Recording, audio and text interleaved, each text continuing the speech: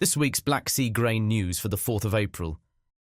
Following talks last week, the White House said Ukraine and Russia had agreed to stop the use of force in the Black Sea.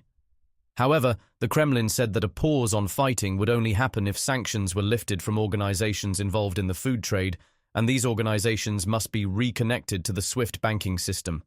The SWIFT system facilitates international financial transactions. Following Russia's invasion of Ukraine, 8 Russian banks were removed from the SWIFT system, making payment for grain and fertilizer difficult.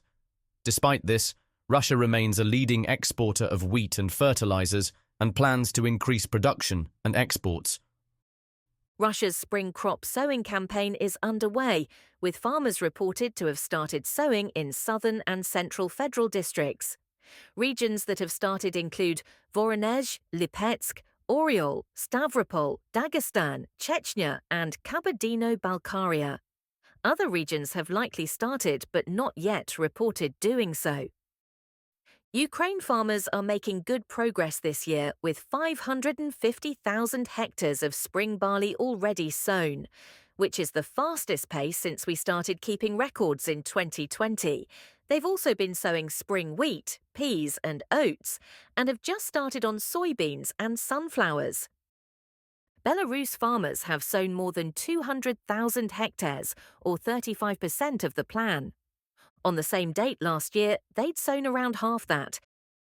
Ukraine has approved a long-term plan for the development of irrigation, which they say will ensure efficient, sustainable and environmentally safe farming.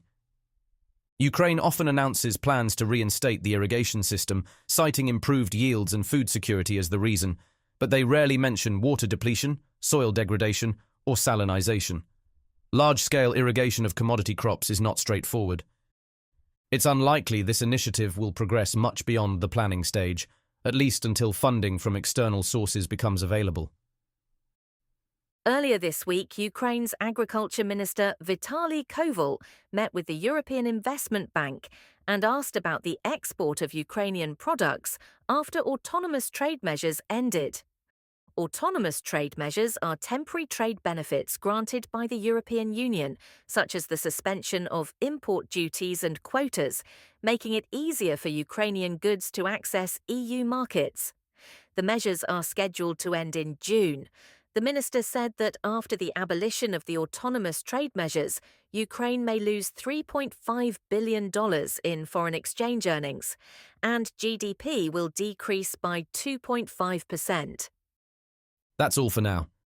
You've been listening to the latest Black Sea grain news brought to you by Green Square Agro Consulting. Visit blackseacropforecast.com to find out more.